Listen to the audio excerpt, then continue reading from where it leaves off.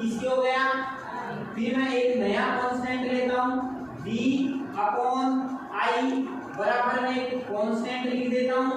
क्या लिख देता हूँ, कांस्टेंट। इस कांस्टेंट को एक नया नाम देंगे जिसको लिखेंगे रेजिस्टेंस। क्या लिखेंगे, रेजिस्टेंस।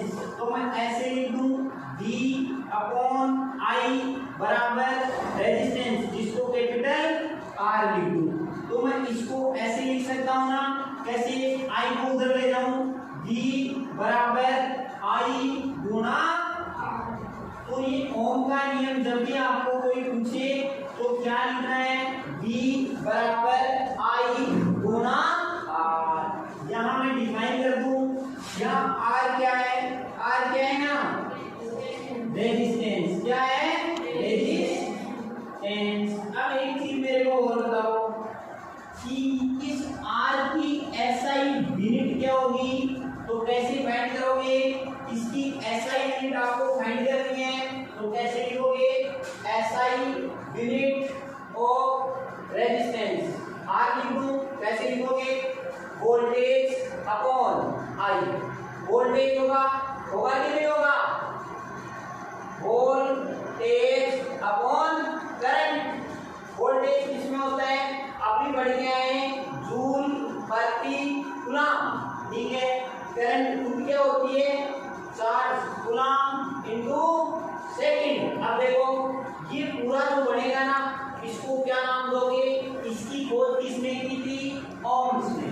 तो उनको समान देने के लिए इसका जो SI यूनिट आएगी, SI यूनिट आएगी वो होगी ओम। क्या होगी, ओम। वो इसको ऐसे रिप्रेजेंट करोगे।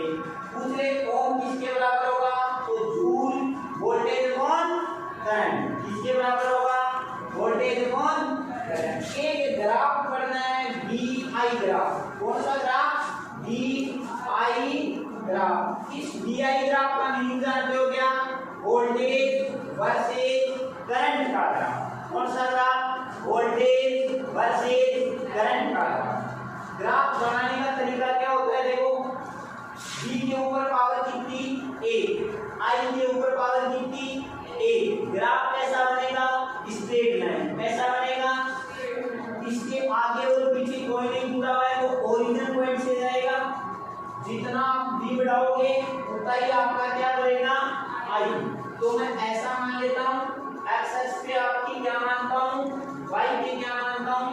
ये मेरी कौन सी डायरेक्शन है, y। जो पहले आता है उसको किस पे मानना होता है, y। तो मैं यहाँ लिखूं पोटेंशियल डिफरेंस। क्या लिखूं, पोटेंशियल डिफरेंस। पोटेंशियल डिफरेंस, जिसको मैं वोल्टेज में लिख देता हूँ कैपिटल V।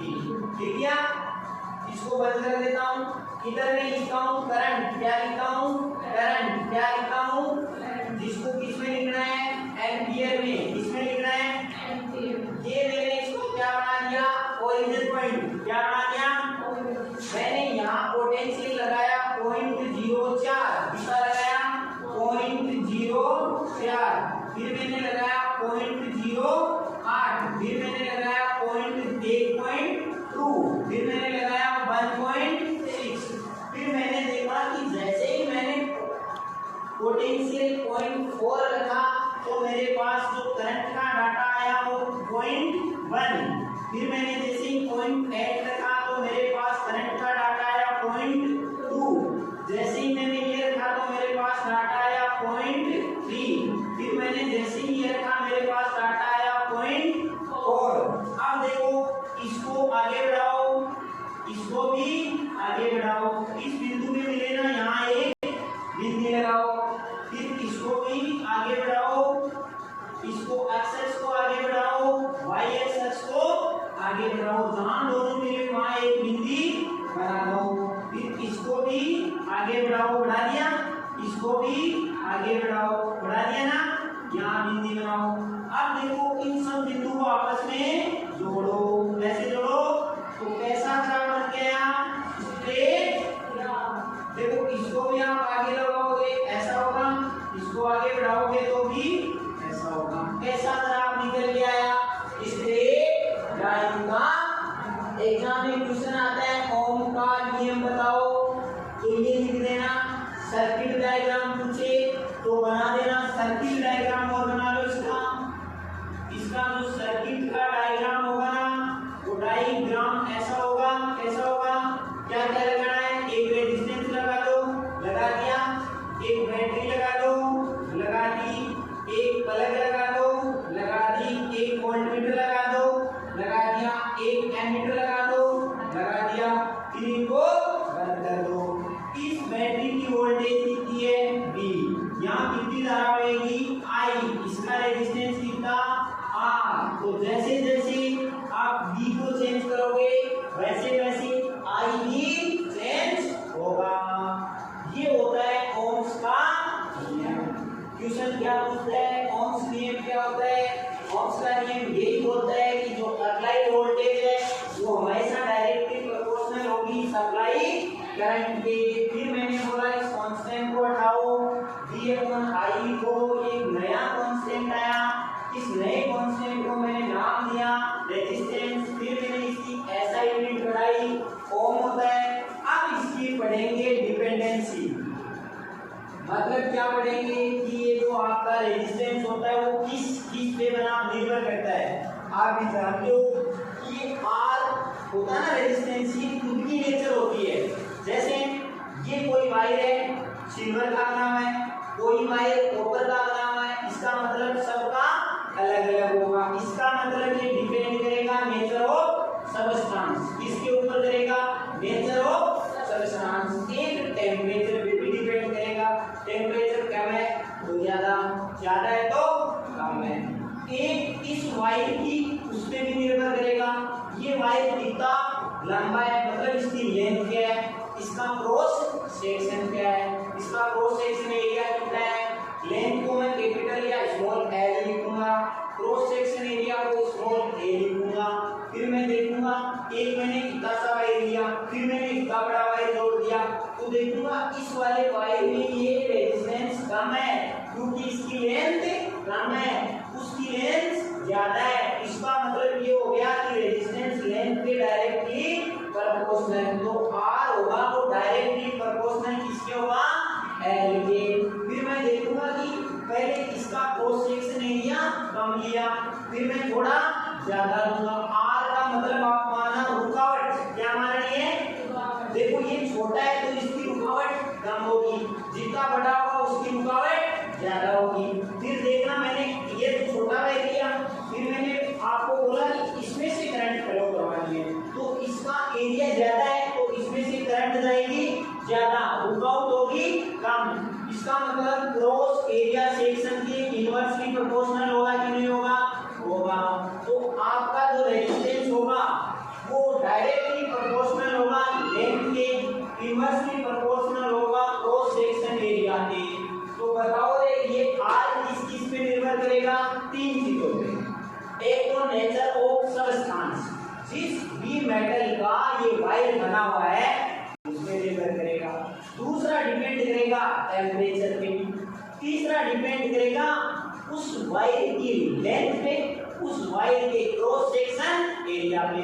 उस वायर का तो लेंथ जितनी ज्यादा होगी उसका रेजिस्टेंस उतना ही ज्यादा होगा, और उसका क्रॉस सेक्शन एरिया जितना कम होगा उतनी ही उसकी रुकावट कम होगी। अगर रुकावट कम है तो उसका प्रतिरोध भी कम होगा, जिसको रेजिस्टेंस को हिंदी में क्या बोलते हो, प्रतिरोध। तो R directly proportional L by A, ठीक है। बाकी पढ़ेंगे नेक्स्ट क्लास। ये कोई वायर है, इसका रेजिस्टेंस R1 है, इसकी लेंथ L1 है, ठीक है। ये कोई दूसरा वायर है जिसका रेजिस्टेंस R2 है, इसकी लेंथ L2 है। क्या दोनों का रेजिस्टेंस सेम होगा, नहीं होगा, क्योंकि इसकी लंबाई अलग है, इसकी लंबाई अलग है। तो मैं एक बात लिखूं कि आपका रेजिस्टेंस डायरेक्ट प्रोपोर्शनल किसके होगा, लेंथ ऑफ वायर। अब मैंने एक ये वायर लिया, इसका क्रॉस सेक्शन एरिया लंबाई मैंने दोनों की सेम रख दी।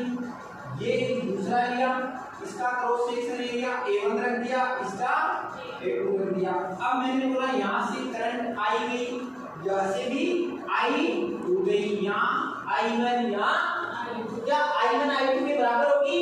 नहीं होगी। लेकिन इसका एरिया ज्यादा है, यहाँ इसकी रुकावट कम है। इसका रेजिस्टेंस R1 है तो इसका R2 होगा, तो रेजिस्टेंस R1 ज्यादा होगा R2 से। इसका मतलब क्या निकल के आया कि रेजिस्टेंस 1 क्रॉस सेक्शन एरिया। तो इक्वेशन इसको मैं 1 बोल दूं, इसको इक्वेशन 2 बोल दूं। तो मैं क्या बताऊं, इक्वेशन 1 एंड 2 एक साथ क्या लिखोगे, R directly proportional L by A। तो सूत्र क्या बन गया, R बराबर L अपॉन A। बीच में क्या आ गया, कांस्टेंट। कांस्टेंट को हटाओ, कांस्टेंट को हटाने के लिए आपको एक नया कांस्टेंट लेना पड़ेगा। क्या लेना पड़ेगा, उसको बोलते हैं रो।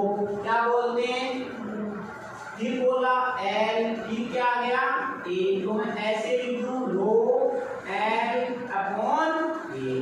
तो कैपिटल R बराबर क्या आ गया, रो L अपॉन A।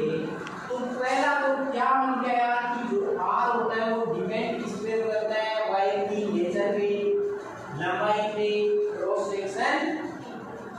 इस R है, इसको बोलते हो रेजिस्टेंस। क्या बोलते हो, क्या बोलते हो, इसका SI यूनिट क्या होगा, पीछे पढ़ के आए हो, ओम। क्या होगा, ओम। ओम का रिप्रेजेंटेशन कैसा होगा, ऐसा। अब एक चीज बताओ, इस ओम का है, अब मेरे इस रो को क्या बोलोगे, एक नया कांस्टेंट आया ना, इसको आगे डिफाइन करते हैं। एक चीज और लिख देता हूं, पहली दो। दूसरी बात, ये जो आपका रेजिस्टेंस है ना, ये किस पे निर्भर करेगा, रेजिस्टेंस निर्भर करेगा टेम्परेचर पे। किसमें निर्भर करेगा, टेम्परेचर पे। अगर टेम्परेचर अलग है तो रेजिस्टेंस भी अलग होगा। अगर टेम्परेचर दो वायर का अलग है, दो वायर नहीं होगा। तीसरा निर्भर करेगा नेचर पे, नेचर ऑफ सबस्टेंस। किसके ऊपर निर्भर करेगा, सबस्टेंस। इसका मतलब ये हो गया, एक वायर सिल्वर का है, एक वायर कॉपर का है, एक वायर सोने का है। तो बोलो तीनों का अलग अलग होगा, नहीं होगा। 2 नंबर का क्वेश्चन आएगा कि आपके रेजिस्टेंस की डिपेंडेंसी बताओ। पहले ऑप्शन में लिखेगा टेम्परेचर, दूसरे में लिखेगा नेचर ऑफ सबस्टेंस, तीसरे में क्या लिखेगा, लेंथ और क्रॉस सेक्शन एरिया। आपको आंसर लिखना है आर वो। अब एक नया कांस्टेंट निकल के आया, उस कांस्टेंट का क्या नाम है, उसको अपन पढ़ेंगे रो। क्या कहा जाता है, उसको कहा जाता है रेजिस्टिविटी या स्पेसिफिक रेजिस्टेंस। क्या कहा जाता है, रेजिस्टिविटी या स्पेसिफिक। तो ये आपका वायर है, इस वायर की रेडियस देगा, क्या देगा, बोलेगा रेडियस को 2 टाइम कर दिया। आपको इसको क्या मानना है, सर्किल। सर्किल का एरिया क्या होता है, पाई इंटू आर स्क्वायर।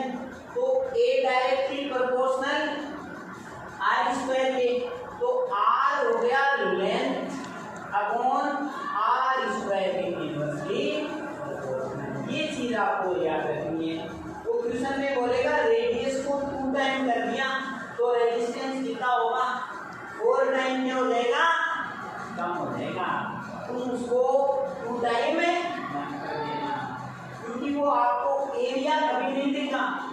वो बोलेगा रेडियस को 4 टाइम बढ़ा दिया तो वो रेजिस्टेंस 2 टाइम क्या हो गया, कम हो गया। अब अगला वाला नया कांस्टेंट पढ़ते हैं रो। क्या पढ़ते हैं, रो। रो अपन जानते हैं कि R बराबर रो L बाई A होता है कि नहीं होता है। मेरे को किसकी वैल्यू चाहिए, रो की। तो रो की वैल्यू के लिए मैं इसको इधर ले आऊं, इसको डिवाइड कर दूं, तो रो बराबर क्या हो गया, R A अपॉन L। अब मैं क्वेश्चन में ऐसे मान लूं कि लेंथ को मैं 1 मीटर मान लूं, cross section area capital A को मैं 1 मीटर स्क्वायर मान लूं, तो आपका जो रेजिस्टेंस किसके इक्वल आएगा,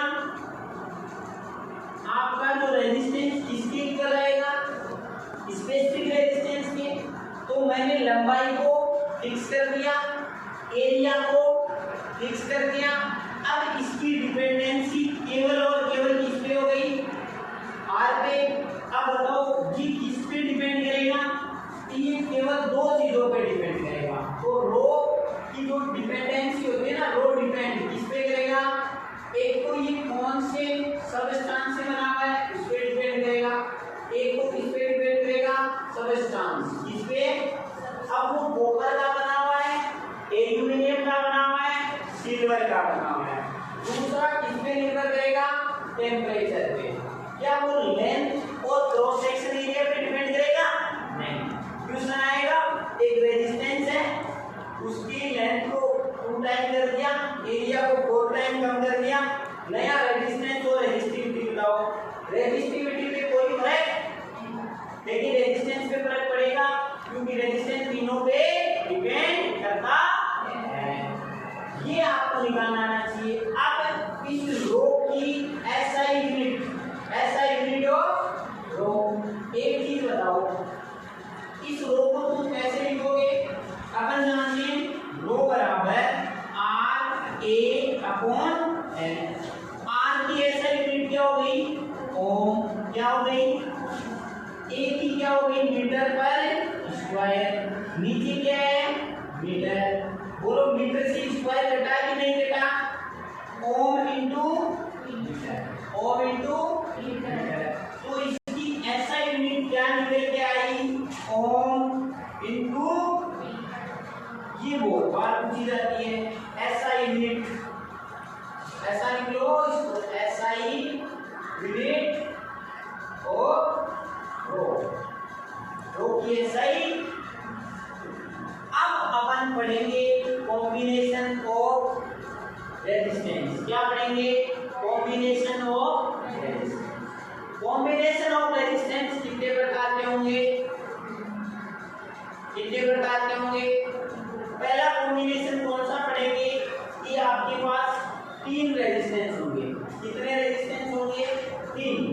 ऐसा मानो ये 3 रेजिस्टेंस है आपके पास, 1 2 3, तीनों को एक लाइन में जोड़ दोगे, जोड़ दिया। फिर नीचे वोल्टेज सप्लाई कर दोगे, हमको प्लग लगा दोगे, वोल्टमीटर जोड़ दोगे। तो तीनों में क्या सेम रहेगी, करंट क्या सेम रहेगी, पहले बता चुके हैं। अगर किसी में करंट सेम है तो वोल्टेज सेम, तो किसका बंटवारा होगा, वोल्टेज का। एक पॉसिबिलिटी तो ये है। इस वाली पॉसिबिलिटी को कौन सा कॉम्बिनेशन कहा जाता है, सीरीज। यहाँ से आई करंट आएगी, इसमें भी आई, इसका रेजिस्टेंस R1, इसका R3, इसमें धारा I1, इसमें I2, इसमें, लेकिन I1 बराबर I2 बराबर, लेकिन वोल्टेज तीनों का अलग अलग। इसका वोल्टेज V1, इसका वोल्टेज V2, इसका वोल्टेज V3। तो किसका बंटवारा हो गया, वोल्टेज का।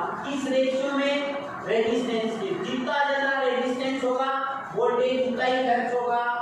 उसके बाद में एक पॉसिबिलिटी क्या है मेरे पास, एक को ऐसे जोड़ दिया, फिर तीसरे को ऐसे जोड़ दिया, फिर मैंने यहाँ एक अलग वायर से जोड़ दिया। तो तीनों में धारा यहाँ आई। अब धारा का बंटवारा होगा कि नहीं होगा, होगा। इसमें धारा कितनी जाएगी, I1, इसमें धारा, फिर वापस मिलके क्या बन जाएगी, I, क्या बन जाएगी।